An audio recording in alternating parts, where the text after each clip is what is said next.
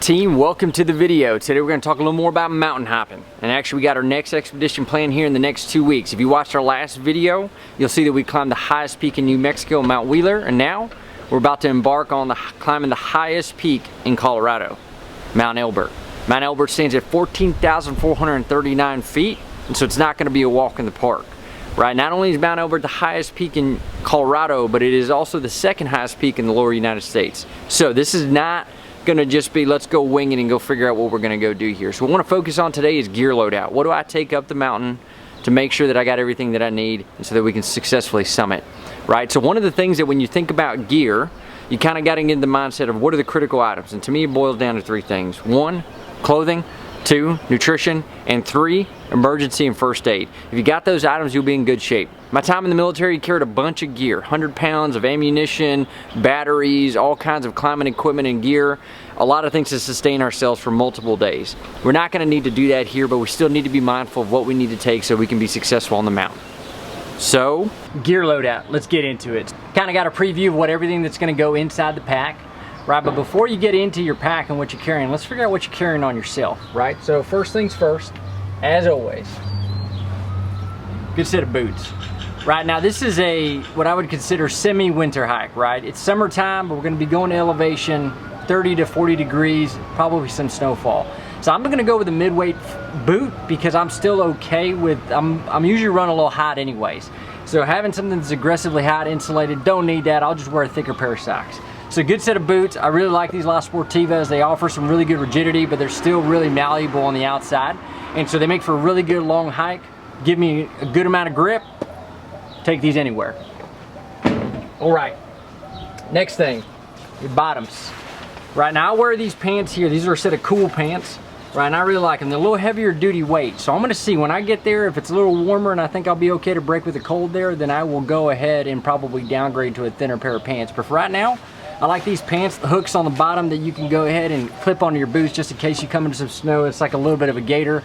It's pretty good from being abrasive resistance. It's gonna break the wind. All right, mid-weight layer, super important. This is what I'm gonna hike with all day long, right? This is a thin layer, right, that you get. It's got a little bit of waffling. I don't know if you can see that or not, but it's a thin layer that you're gonna wear with you. It's moisture wicking. It's gonna get a lot of that crap away from you. Stay warm and cool at the same time, just depending where you're at, especially as you're building that sweat.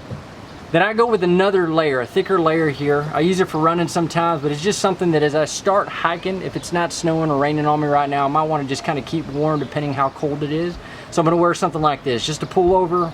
And I like them bright colors, right? The reason bright colors are super important is even though I like to wear, so I say I like bright colors, I like to mix it up with bright colors. Normally speaking, because of my military roots, black, browns, greens, but the problem is when you're out there hiking, especially in the civilian world, you're not trying to sneak around and find bad dudes. Having bright colors can help signal and make sure that if you do come into an emergency situation, you can flag some folks down. So always good to wear bright colors.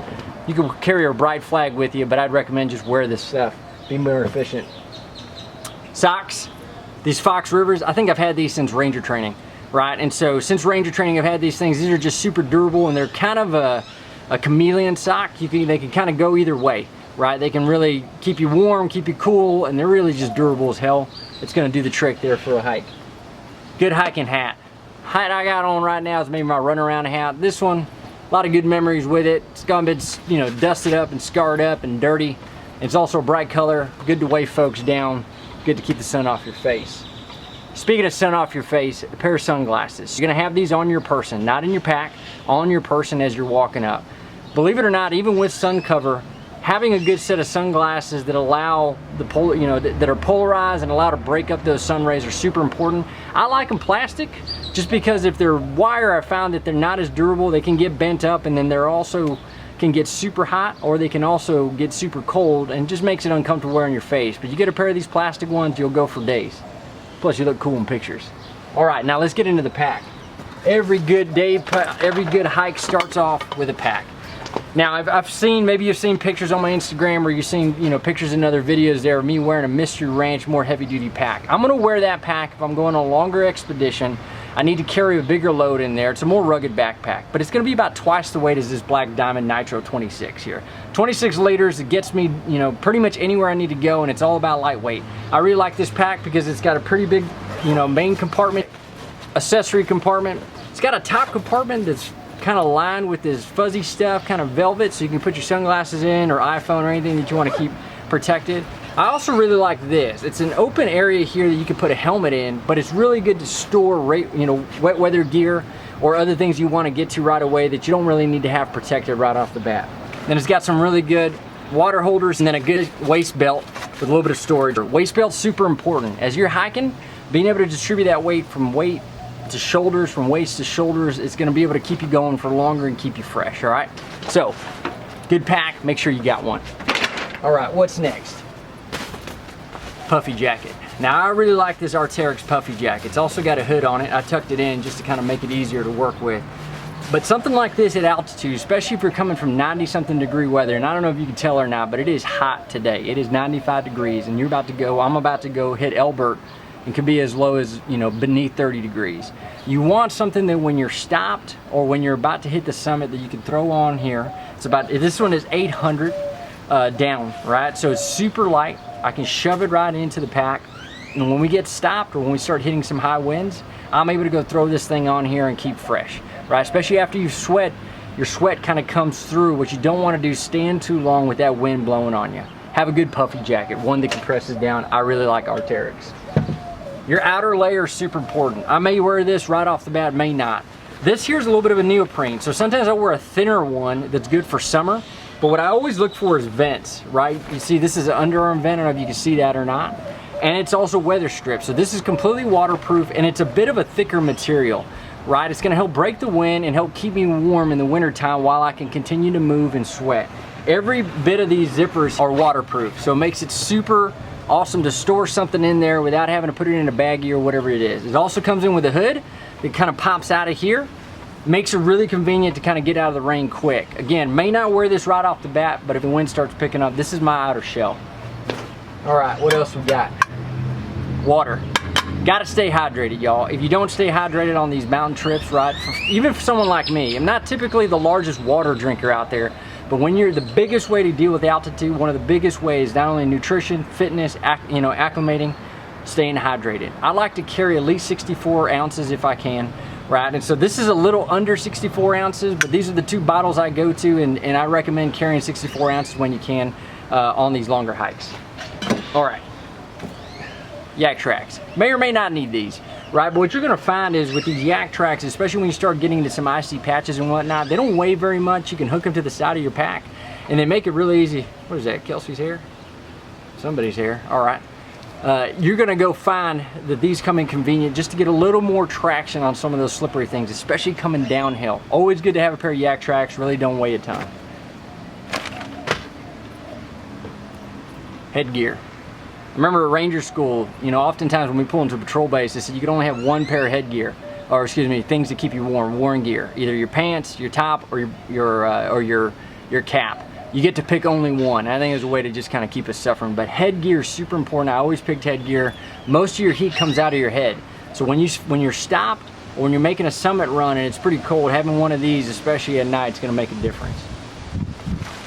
All right, extra pair of socks. Always take an extra pair. You might hit a puddle with some water, and even though those boots are waterproof, you just never know, right? If it comes up top, now you got wet feet, and that's the quickest way to get blisters. You don't want that to happen, so do whatever you can do to avoid that from being an issue. Always carry a pair of extra socks.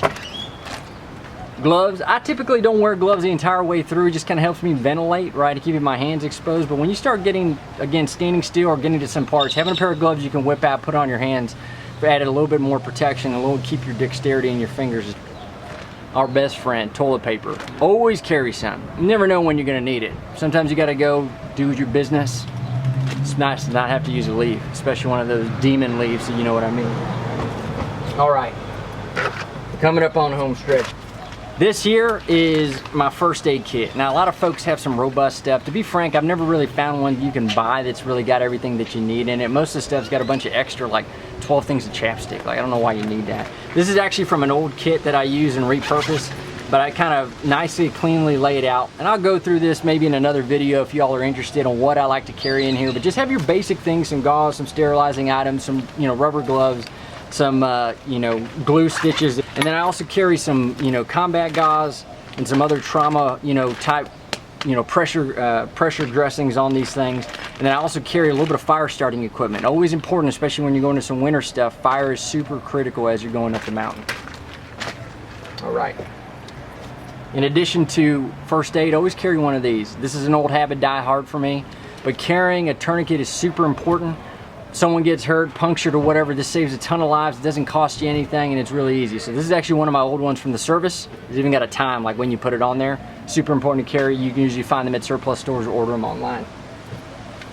Headlamp, don't go out without a headlamp. I always say buy them cheap because you always lose them. Buy a headlamp. All right, this headlamp's super, it's not even like super fancy, right? It's got the flip up red lens instead of the regular red lens on it. So like it just, it just works. I've actually had this thing for 10 years. I don't know why. I usually lose the other ones. This one, it's been my good luck charm. Always carry a headlamp. You never know when you're gonna need it. Even if you think you're hiking all the way through the daytime, get a headlamp. And last thing is chow. Now I'll do a separate video on nutrition, and actually I kind of make my own concoction of things, but the reason I'm carrying this one out here, you probably need a jet boil or something to kind of make this work well. But this is just as a reminder to take some nutrition up there with you. Here's the thing I will tell you about nutrition on the mountain. And again, wait for our next video or video down the road there to talk a little bit deeper dive into nutrition. Carbs are your best friend. A lot of y'all that eat clean and stuff, that's great, right? But when you're at altitude and you're humping some weight up there and you're moving, carbohydrates, rice, pasta, risotto, right, banana chips, that gets the potassium in the system. Those things are super important. They're gonna help you fight altitude sickness and also gonna keep you going strong. This isn't about being fancy, right? It isn't about eating your spinach salad and stuff and feeling clean. You need carbohydrates, Debgunnit. Like, get some carbs in your system and make sure that you got some carbs with you. All right, hey, that's it. So that's a loadout list. That pack is probably under 15 pounds going all the way up the mountain. Super easy to carry, and then after you drink the water, it's even less. That's just, having the right equipment, but not overdoing it. As you noticed, talked about nutrition, talked about layers. Layers are your best friend, so you can regulate heat, and having those vents underneath your arms helps you do that as well without having to always shed and unshed things. And then also the last thing is emergency stuff. Have something to make some fire with, have some basic first aid type equipment to get you to some higher medical care, right? And just be mindful of your surroundings and what you're going to encounter out there. A lot of the things you can do out there is preventative. Carry extra pair of socks so you don't get, frostbite, or so you don't get, wet feet damp there that's going to make you, pay for blisters and stuff down the road. Keep it simple. It's going to help us get on top of Elbert with that pack there, and we'll see you on the mountain with that thing right on my back.